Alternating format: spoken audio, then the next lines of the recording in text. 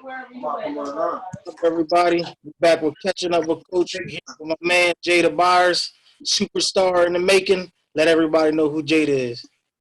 But say Jada is a Yep. young man from Bristol, New Jersey. I went to St. Joe High School in Hamilton. Got a touchdown record. Y'all know, beat Kevin Harvey from Paulsboro. He had 101. I got 102. Very great young man to be around. Just love having fun with people and making bonds. Awesome stuff, man. Yeah, record breaker, man. That's dope stuff. So, what motivates you to be great, man? What gives you your drive? What gives me my drive is all my fallen angels that I had in my life. Like when I first started high school, when I lost my grandma and stuff like that, she motivated me. She stayed with me. And then my sophomore year, I lost a grandma and stuff like that. It's people that's not around me, but I play for them. I don't play for myself. And what also motivated me since day one was when my mom, when I first signed up for football, I think my sophomore year on the ponies, not the ponies, the whips, we call it the Bristol whips. I told my dad I don't want you or my mom to pay for me to go to college. And that was just my drive. For me to get a free scholarship from my mom so she wouldn't have to pay for me to go to college. And that just always drove me to do what I had to do and be great. Wow, that's awesome stuff, man. Definitely got a good head on your shoulders, man, and that matters. So, with everything that you had to do, how do you balance it all, like school and athletics? How do you stay on top of your game? First, I take care of my schoolwork first. Always student first before athlete. I've always been taught that since day one, when football came around.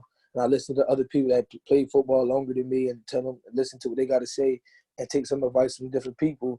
Because it's great from hearing it from other people than just your parents and stuff like that.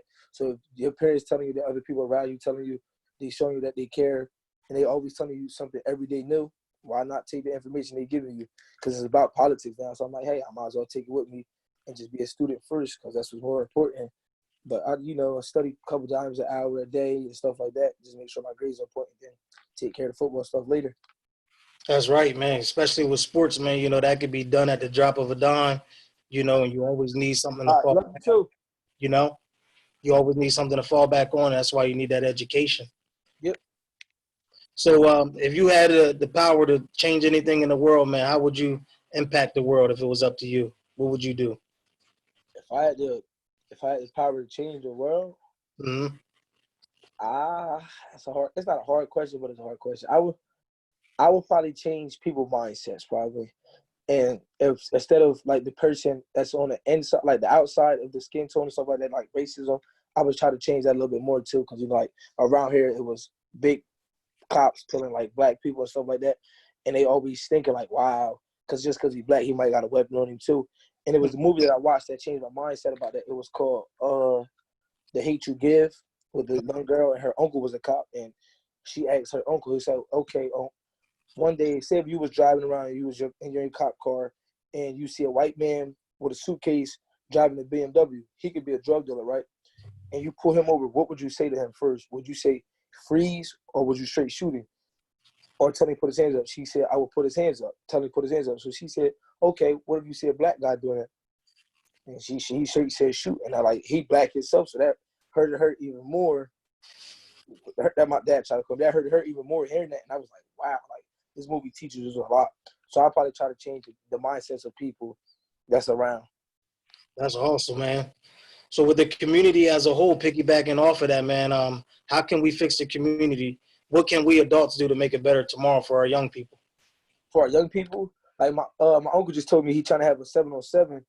Mm-hmm. My uncle told me he just trying to have a 707 for people because there's court cheese stuff going on. So one day we just find the perfect day when stuff open it back up. And just have a big community that bring everybody out, have a 7-on-7 field, basketball going on. Just have events here and there, mostly every month, 2 events a month wouldn't hurt because I know parents that help out all over if you put it on Facebook because Facebook is a big thing of social media. So I know somebody put something out on Facebook and stuff like that. I'm like, oh wow, we heard JT is trying to have something in New Jersey for something, and you send it to me because I got people that follow me too. We just send it all around and have better communication with everybody. That'll help the youngest out folks even more. Wow, that's awesome stuff, man. Make sure you stay focused. If there's anything that I can ever do, make sure you don't hesitate. Hit me up. Make sure you stay in there with your parents too, man. I know they have been positive influences in your life. Your mom and dad been there with you every step of the way. You know, so long as you stay focused, stay positive, man, big things in store for you. Yep. All right. Yep. So thanks for coming on. We're catching up with Coach People. That's the great Jada Byers, South Jersey legend, New Jersey legend. All right, man. You have a good night. You too. All right. Take care.